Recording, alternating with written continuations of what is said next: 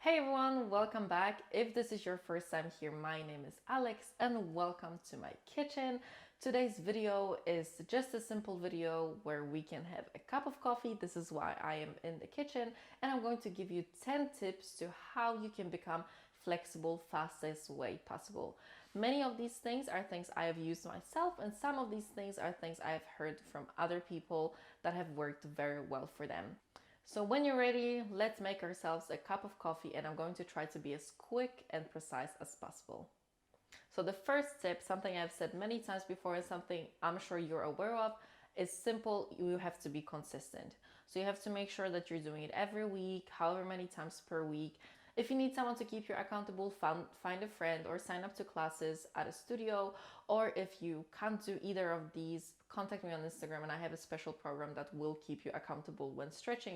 The second rule is that you need to try different things to find whatever is working for you. So try different types of stretching exercises, different intervals, training with different coaches, going to different studios, just because different people need different things. I know some people that stretch very passively and that works very well for them. And I know people that can almost never stretch passively and they need a lot of active flexibility and they progress faster when they work with a certain coach and a little bit slower with another.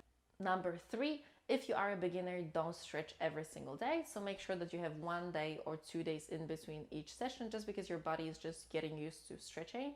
So it needs to be able to recover. Number 4, if you're a beginner, don't stretch the same body part 2 days in a row. So it's kind of a little bit the same as rule number 3. So if you're stretching splits, stretch splits on Monday, have Tuesday off, stretch splits on Wednesday again, but don't do Monday and Tuesday with the same body part. Number 5, this is probably like one of the most important rules. You need to warm up. You need to warm up a lot before stretching. The more warm you are, the deeper you can go into your stretches. It is very useless for us to just get a little bit warm.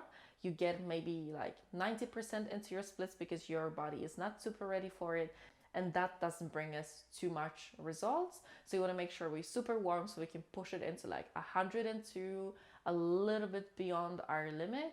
So we make sure that we progress in every session. Number 6, it's important to know what correct stretching technique is, simply because 1, it prevents injuries, and 2, it actually allows us to stretch in the right way straight away. It is very easy to kind of stretch your splits a little bit crooked, and then you actually have to take many steps back later on to, for example, get tricks such as your needle. It's the same for the shoulders. It's very easy to stretch our shoulders in the wrong position, and what happens later is that it makes it very difficult to do a proper bridge, just because our shoulders have not been stretched in the exact right alignment. So make sure that you try different techniques, maybe ask someone that knows a little bit more if you need help, so they can align you and you make sure that you stretch in the correct positions. Number 7, super important and super underestimated in the flexibility world, you need to make sure that you eat well. You don't have to be like a health guru and eat only salad or something like that every day, but you need to make sure that you're healthy, just because if we fuel ourselves with nutritious food, make sure we drink a lot of water, it just makes our muscles, our body, our nervous system, our brain a little bit more ready for exercise and stretching than what it is if we are on a very unhealthy diet filled with refined sugars. I'm not saying that you should not eat cake. I eat cake quite often. I have chocolate as well, but I also make sure to eat a balanced diet. Eating healthy doesn't only help you stretch well, it also helps your general well-being. And when we are well overall, it's much easier to exercise and progress as well, because we can really focus on the goals that we have rather than focusing on the fact that we may be feeling a little bit unwell. Number 8, something that I didn't do at the beginning and I really regret it. Take pictures of your progress from the very beginning, just because it's much easier for us to see how we progress on a picture. Sometimes we work so much on the same thing we don't even notice that we have progress, so make sure to take pictures, keep them in a folder on your phone, just so you can compare them maybe every month, every 2 months. And last but not least, number 10, it's really important that you make stretching something fun and something that is a part of your week, something that is a part of your everyday life. So you make sure that, let's say you go to the gym and you exercise, you always stretch a little bit after, or you make sure that you combine it with some other habit. So let's say in the evening you always read a book for 30 minutes. Let's combine these habits. So you read a book for 30 minutes and then you stretch for 30 minutes, just because you have already a well-established habit.